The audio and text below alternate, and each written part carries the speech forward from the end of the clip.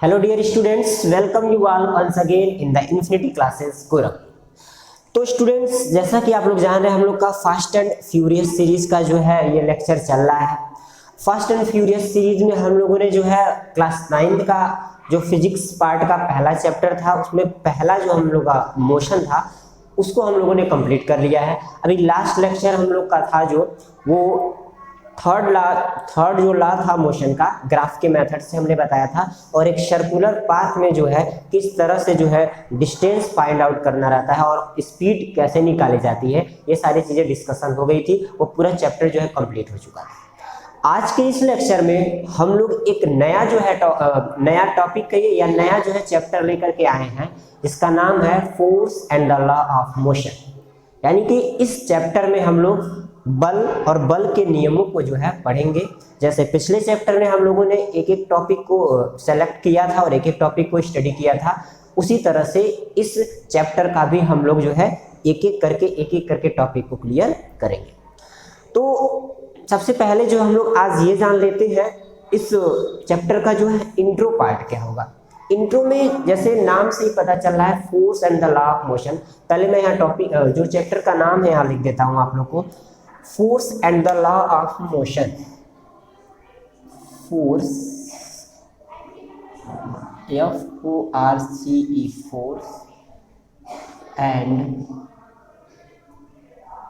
Force and the law, LAW, law of MOTION। ठीक है, force and the law of motion, ये है हमारा चैप्टर आज का। तो सबसे पहले हम लोग जानेंगे फोर्स के बारे में। तो स्टार्ट करने से पहले सभी से रिक्वेस्ट है कि अभी तक आप लोगों ने हमारे चैनल इन्फिनिटी क्लासेस गोरखपुर को सब्सक्राइब नहीं किया है तो प्लीज़ सब्सक्राइब करें और साथ ही साथ अपने फ्रेंड्स में शेयर करें, क्योंकि शेयर करने से क्या होगा कि जो भी नॉलेजेबल चीज़ें हैं इस यूनिक प्लेटफॉर्म पे वो आप तक ही ना पहुँचे, बाकी जो है आपके फ्रेंड्स तक भी ये सारी चीज़ें जो है शेयर होती रहे। ठीक है, तो हमारा मेन मोटो यही है कि इस यूनिक प्लेटफॉर्म पे जो है जो भी हम लोग बेहतरीन करने का प्रयास कर रहे हैं वो सभी तक पहुँचे। तो चलिए ज़्यादा टाइम वेस्ट ना करते हुए हम लोग शुरू करते हैं अपने चैप्टर को, या कह सकते हैं अपने लेक्चर को। पहला बात आ रहा है हमारा फोर्स, फिर आएगा लॉ ऑफ मोशन। तो आज जो है ओवरऑल डिस्कशन होगा फोर्स के बारे में। फोर्स क्या होता है, जनरली समझा जाए फोर्स क्या है, यानी किसी ऑब्जेक्ट को ढकेलना, पुश करना या उसको पुल करना या खींचना, यही तो फोर्स होता है। जैसे हमें बोरी उठानी है, कोई वजन चीज उठानी है, तो हम क्या करेंगे, फोर्स लगाते हैं, बल लगा करके उसको उठाते हैं। ठीक, कई तरह के फोर्स होते हैं, लेकिन टाइप्स की बात करें तो एक बैलेंस होता है, एक अनबैलेंस होता है। ठीक, और फोर्स के फार्मूले क्या होते हैं, फोर्स के इफेक्ट क्या क्या है, ये सारी चीजें जाननी है हमें। तो सबसे पहले हमारी प्रायोरिटी होगी फोर्स क्या होता है, इसका एक सिंगल लाइन में डेफिनेशन जान लेते हैं कि फोर्स होता क्या है। जनरली मैंने तो बता दिया, किसी चीज को या किसी ऑब्जेक्ट को खींचना या उसे ढकेलना, यानी push or pull of an object is force. लेकिन इसको अगर लिखना हो सिस्टमेटिक वे में तो कैसे लिखा जाएगा, अगर कोई पूछ देता है तो इस तरह से बता दिया, ठीक है, लेकिन इसको लिखना हो तो क्या करेंगे। तो चलिए स्टार्ट करते हैं उसके डेफिनेशन से फोर्स की। तो फोर्स की बात हो रही है, FORCE, फोर्स। इसको हिंदी में बल कहा जाता है। ठीक, तो फोर्स क्या है, push or pull of an object, यानी कि किसी ऑब्जेक्ट को खींचना या ढकेलना। पुश, PUSH, पुश और pull. Push or pull on an object, या कह सकते हैं push or pull of an object, दोनों तरह से हम लोग इसको समझ सकते हैं। Push or pull on an object. Clear है? किसी ऑब्जेक्ट को क्या करना, पुश करना या पुल करना ही क्या कहलाता है, फोर्स कहलाता है। एक सिंगल लाइन का ये तो डेफिनेशन हो गया। अब इसको थोड़ा सा और जिसमें डिटेल्ड हमें मिले उसको देखते हैं क्या हो सकता है। तो लिखा जा सकता है कि it is defined as the, यहां से लिखना शुरू करते हैं, another definition, another, DEF, another definition की बात करें तो लिख सकते हैं यहाँ पे, it is defined as the, it is defined as the push or pull on an object, push or pull on an object। देखिएगा यहां तक तो बातें क्लियर हो रही है। पुश और pull on an object with mass, क्योंकि हर एक ऑब्जेक्ट का मास होता है तो क्या हो जाएगा हमारे यहाँ पे, पुश और pull on an object with mass that causes its change in velocity,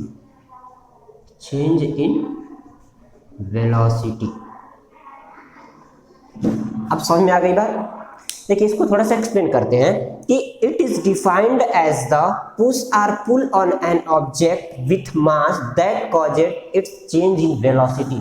यानी कि किसी भी ऑब्जेक्ट पे जब आप जो है फोर्स लगाते हैं तो क्या होता है, विथ मास, यानी कि ऑब्जेक्ट का मास भी रहेगा साथ में, दैट कॉज, वो कारण बनता है, इट्स चेंज इन वेलोसिटी, उस ऑब्जेक्ट के वेलोसिटी में चेंज लाने का जो है कारण बनता है कौन, फोर्स। तो ये हो गया हमारा फोर्स का डेफिनेशन। क्लियर? अब जरा बात कर लेते हैं, ये तो फोर्स का दोनों डेफिनेशन हमें समझ में आ गया। अब होगी बात कि फोर्स एक वेक्टर क्वांटिटी है या स्केलर क्वांटिटी है। तो याद रखिए फोर्स हमारा क्या है, फोर्स एक स्केलर क्वांटिटी है। सबसे पहले यहां से शुरू करते हैं, it is represented by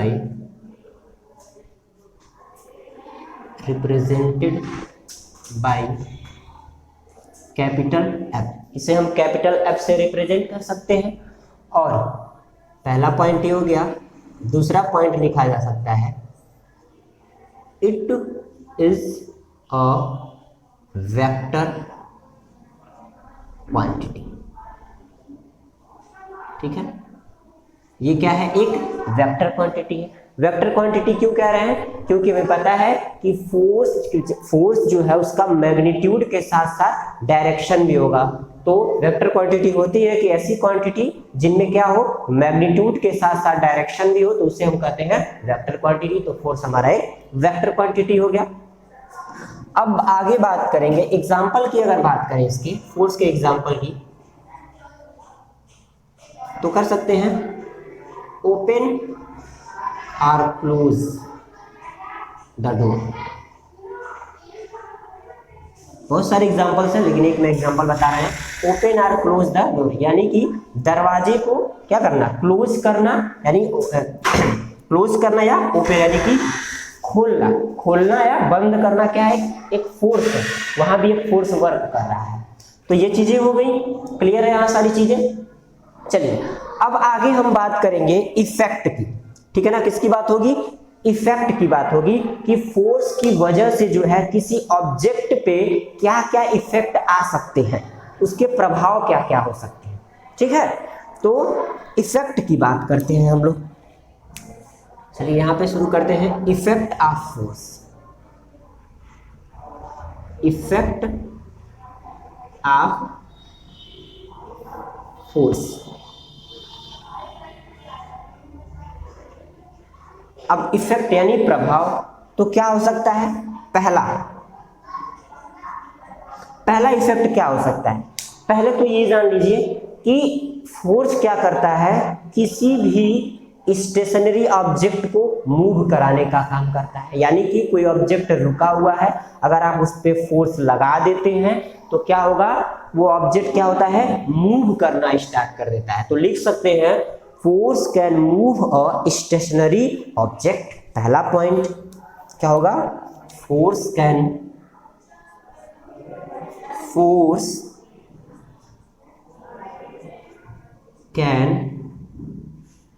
move a stationary STATIONARY stationary object. Clear हो गई बात? पहला समझ में आ गया। फोर्स क्या कर सकता है, एक स्टेशनरी ऑब्जेक्ट यानी कि रुके हुए वस्तु को जो है क्या कर सकता है, वो मूव करा सकता है। बात समझ में आ रही है? अब बात करते हैं दूसरे की। जब फोर्स स्टेशनरी ऑब्जेक्ट को मूव करा सकता है तो फोर्स जो है एक मूविंग ऑब्जेक्ट को रोक भी तो सकता है। Force can stop a moving object, ये भी है। तो क्या लिख सकते हैं यहां पे, फोर्स, दूसरे पॉइंट पे लिख सकते हैं दूसरा, force can stop a moving object. Clear हो गई बात? Force can stop a moving object, force can move a stationary object. मतलब ये कि फोर्स जो होता है एक मूविंग ऑब्जेक्ट को रोक सकता है और फोर्स जो होता है एक रुके हुए ऑब्जेक्ट को मोशन में ला सकता है। अब और बात करते हैं, force can change the direction of motion. इसका मतलब क्या हुआ, यानी कि फोर्स जो होता है वो मोशन के डायरेक्शन को भी बदल सकता है। अभी मैं इसको एग्जांपल के वे में एग्जांपल लेकर के भी समझा रहा हूं। यहां लिख सकते हैं फोर्स कैन चेंज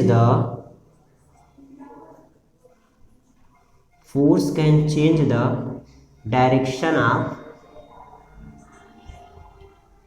किसका, force can change the direction of, किसका डायरेक्शन, मूविंग ऑब्जेक्ट का direction.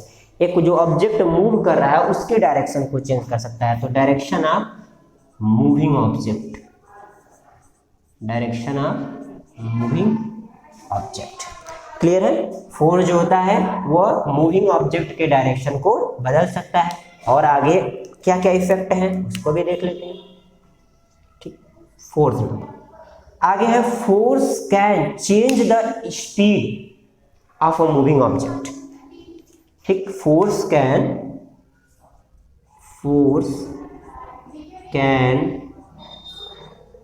Change the speed of a moving object. Clear हो गई? फोर्स जो होता है क्या कर देता है, एक मूविंग ऑब्जेक्ट के स्पीड को भी बदल सकता है। ठीक, और एक पॉइंट और जान लेते हैं, एक इफेक्ट और, इसका बहुत सारे इफेक्ट हैं। Force can change the shape and size of an object. ठीक, फोर्स क्या कर सकता है, किसी भी ऑब्जेक्ट के शेप और साइज को भी बदल सकता है। बात समझ में आ गई? अब मैं क्या करता हूं, जो भी मैंने पॉइंट्स या कर सकते हैं जो भी इफेक्ट मैंने लिखे हैं उसको एक एग्जांपल के थ्रू समझाने की कोशिश करता हूं। आई होप आप सभी को तब जाकर के बिल्कुल अच्छे से क्लियर हो जाएगा। कैसे? जैसे मान लीजिए लिखा पहला कि force can move a stationary object. अब कैसे, इसी में मैं समझाने की कोशिश कर रहा हूं, ध्यान दीजिएगा। मान लीजिए कोई ऑब्जेक्ट स्टेशनरी यानी कि रुका हुआ है, तो इसको मूव कैसे करा सकते हैं आप, इस डायरेक्शन से इस पे फोर्स लगाइए, तो ये बॉडी क्या होगी, आगे की तरफ ऐसे मूव करना शुरू कर देगी। ठीक है, बात समझ में आ रही है? किसी भी ऑब्जेक्ट की बात करें, ठीक है। अब force can stop a moving object. अब कोई ऑब्जेक्ट, इसकी बात करते हैं, अब कोई ऑब्जेक्ट है, ये कुछ इस डायरेक्शन में ऐसे मूव कर रहा है। क्लियर है? ये क्या, अगर मान लीजिए बॉल ही है, वो बॉल जो है बैट से हिट हुआ, बैट से हिट होकर के आगे की तरफ जा रहा है, तो हम क्या करेंगे, उस बॉल को जो है कैसे रोकेंगे, हाथ से कैच करके रोक लेते हैं। तो उस समय क्या होगा कि हमने क्या किया कि जो बॉल था हमारा या जो ऑब्जेक्ट था वो मोशन में था, उसको हमने फोर्स लगा करके रोक दिया। तो इस अपोजिट डायरेक्शन में अपना हैंड करके इसको रोक भी सकते हैं। फिर दिया है force can change the direction of motion. Force जो है किसी भी ऑब्जेक्ट के जो डायरेक्शन है उसका, मूविंग ऑब्जेक्ट का, उसको भी बदल सकता है। कैसे? जैसे मान लीजिए ये हमारे पास ऑब्जेक्ट है, ये कुछ इस वे में जो है वो आपने क्या किया, ये कुछ इस वे में ऑब्जेक्ट ऐसे जा रहा था, तो आप अपना यहाँ पे जो है पैर यहाँ पे लगा सकते हैं या फुट कर सकते हैं, इसको यहाँ से अप्लाई करके जो है इसके डायरेक्शन को, जो इधर जा रहा था उसके डायरेक्शन को इधर कर सकते हैं या इधर कर सकते हैं, मतलब चेंजिंग ला सकते हैं उसके डायरेक्शन में। ठीक, अब है force can change the speed of a moving object. अब स्पीड कैसे बदल रहा है, मान लीजिए यही बॉल था जो 3 मीटर पर सेकेंड की स्पीड से चल रहा था, इस डायरेक्शन में ऐसे आगे जा रहा था, आपने इधर से जो अभी किक किया, इसी डायरेक्शन में आपने जो है बहुत तेजी से उस बॉल को किक कर दिया, किक कर देने की पैर से मार दिया उसको, तो क्या होगा, वो 3 मीटर पर सेकेंड की स्पीड हो सकता है 50 मीटर पर सेकेंड हो जाए, यानी कि उसकी स्पीड क्या हो गई, बढ़ गई। तो स्पीड क्या हुआ, चेंज हुआ कि नहीं हुआ।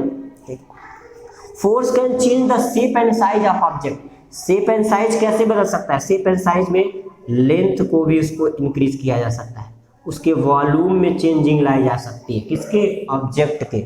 आप फोर्स लगा करके देखिए, एक रबर बॉल है, तो क्या करते हैं उसको आप जब तेजी से पुश करते, इसे दाबते हैं तेजी से, तो क्या होता है, उसका डायमेंशन बदल जाता है, उसका वॉल्यूम में चेंज आ जाएगी। किसी कोई इलास्टिक बॉडी है, उसको लेकर के उस पर फोर्स लगाएंगे तो उसके लेंथ में इंक्रीमेंट हो सकता है कि नहीं हो सकता है। तो यही चीज है, तो force can change the shape and size of an object. Shape and size कैसी, उसके लेंथ में, उसके वॉल्यूम में, एक्सेट्रा चीजें आ सकती हैं। तो ये थे हमारे फोर्स के क्या क्या इफेक्ट हो सकते हैं। ठीक है, जितनी पॉसिबिलिटीज थी आपके लेवल तक की उतनी मैंने सारी चीजें बता दी हैं। अभी तो बहुत सारे तरह के फोर्स होते हैं, बहुत सारे इफेक्ट इसके होते हैं, जो कि आप हायर क्लासेस में जाएंगे तो उसमें जो है आप लोग पढ़ेंगे। लेकिन अभी हमारे लिए जो इंपॉर्टेंट है, जो बेसिक चीजें हैं, यहाँ से अब इसके अलावा कुछ नहीं होने वाली है। ठीक है, इस लेवल तक। अब आगे बात करेंगे, फोर्स हो गया, इफेक्ट ऑफ फोर्स हो गया। ठीक, अब जरा बात कर लेंगे types of force. Types of force को एक्सप्लेन करने से पहले जो है मैं चाहूंगा कि सबसे पहले जो है फोर्स के फार्मूले को जो है यहाँ पे एक्सप्लेन कर दिया जाए और उसके यूनिट को एक्सप्लेन कर दिया जाए। तो कैसे होगा, चलिए देखते हैं। Formula for the force, formula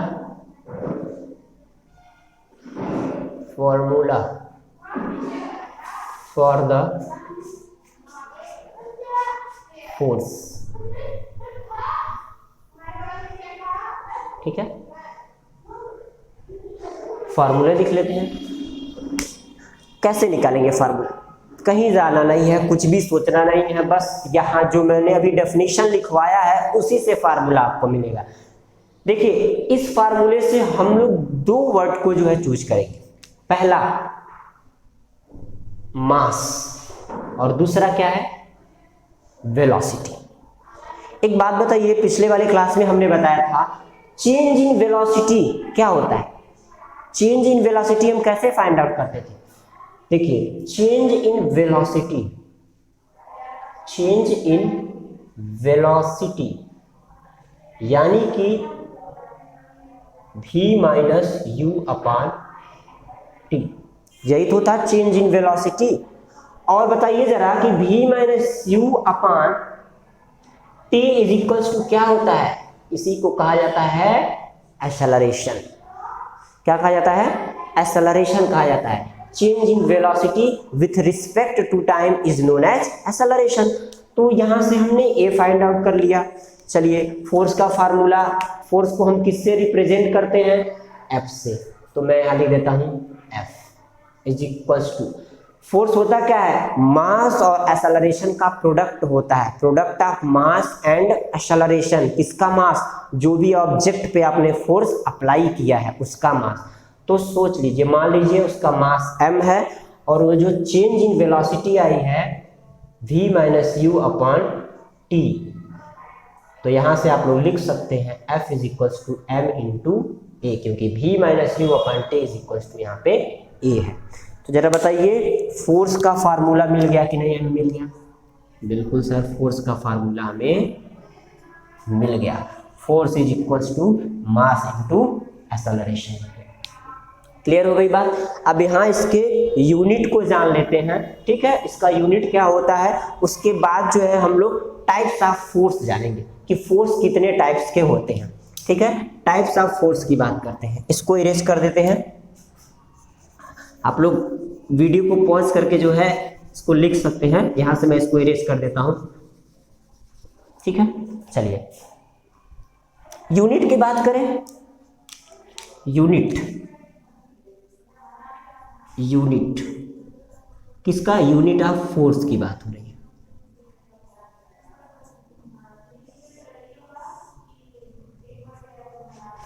SI unit force का क्या होता है? तो फोर्स का जो एसआई यूनिट होता है वो होता है newton. SI unit is equals to क्या होता है? Newton, NEWTON। इसको कैपिटल एन से रिप्रेजेंट करते हैं। या तो एसआई यूनिट हो गया। और इस फार्मूले से एक और यूनिट बनेगा, देखिए कैसे, another unit.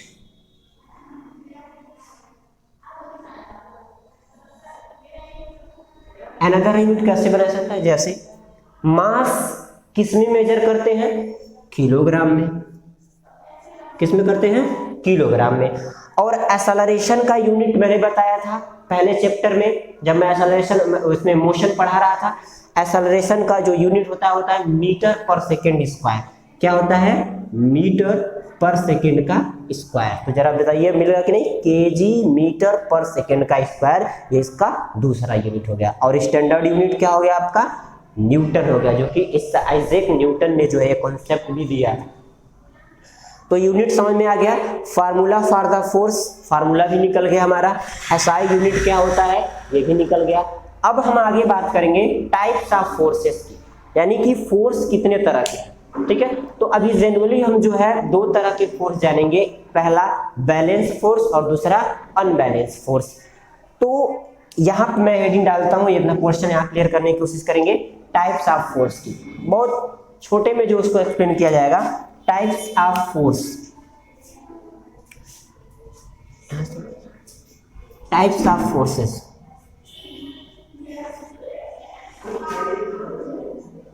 Types of forces या फोर्स का टाइप्स ऑफ फोर्स, ठीक है। तो यहां हम लोग बताएं कि फोर्स कितने तरह के होते हैं। There are two types of force. There are two types of forces, ठीक है ना। There are two types of forces. कौन कौन से? पहला number balance force, balance force, और दूसरा कौन सा होगा? अनबैलेंस फोर्स, ठीक। कौन कौन सा? बैलेंस फोर्स और अनबैलेंस फोर्स। अब एक एक को समझते हैं कि बैलेंस फोर्स क्या होता है, फिर दूसरा होगा आपका अनबैलेंस फोर्स क्या होता है। देखिए सबसे पहला बैलेंस और दूसरा अनबैलेंस। पहला यहां समझते हैं बैलेंस फोर्स क्या है।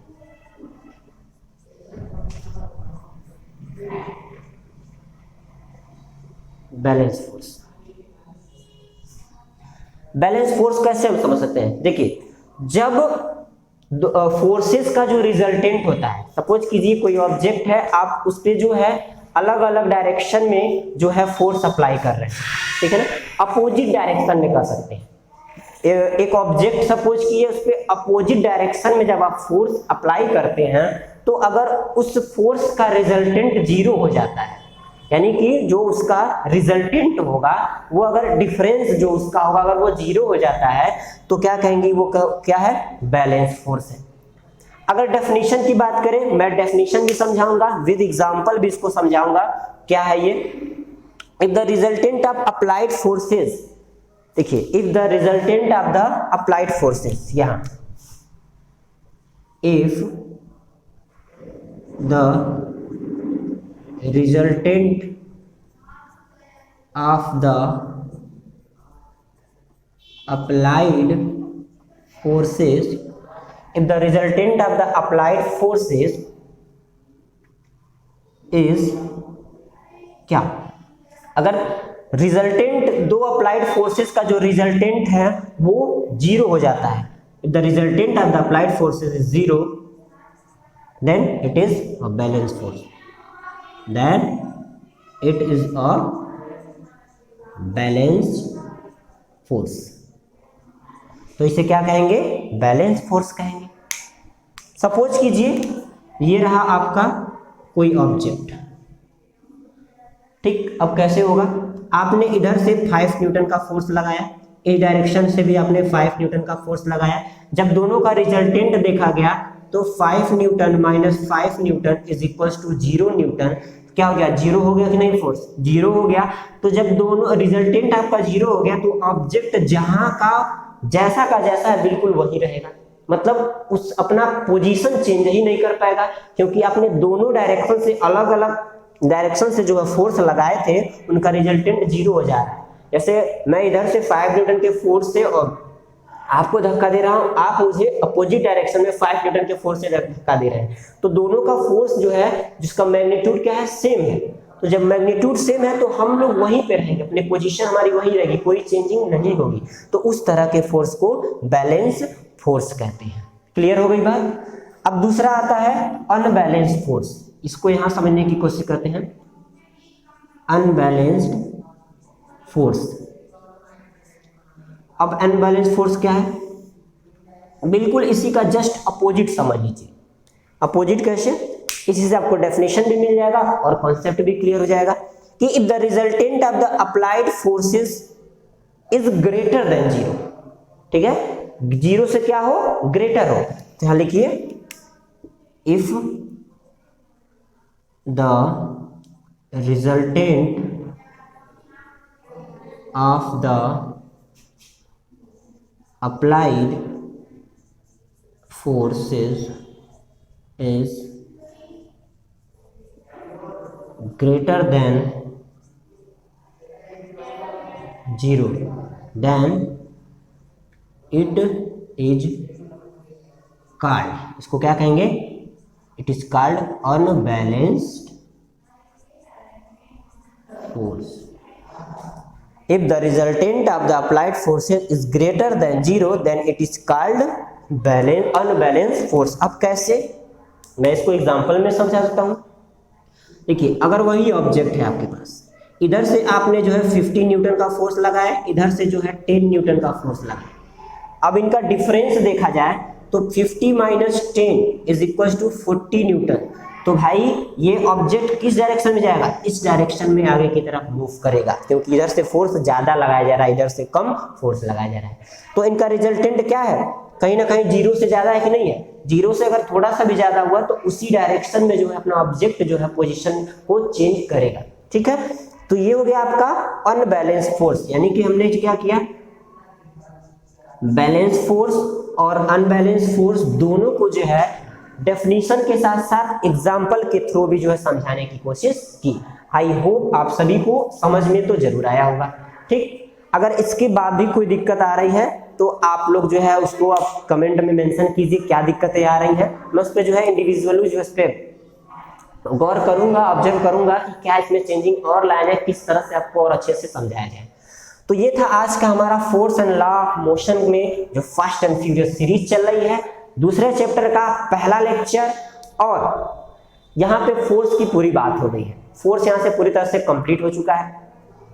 इसके बाद हम लोग अब जानेंगे लॉ ऑफ मोशन की, ठीक। जो भी हमारे मोशन के लॉ हैं, फर्स्ट सेकेंड थर्ड जितने भी लॉ हैं उसको हम लोग जानेंगे, लेकिन वो अभी आज नहीं होगा, वो होगा नेक्स्ट वाले लेक्चर में। तब तक के लिए take care and subscribe our channel, और साथ ही साथ अपने फ्रेंड में शेयर जरूर कीजिएगा। Best of luck, thank you.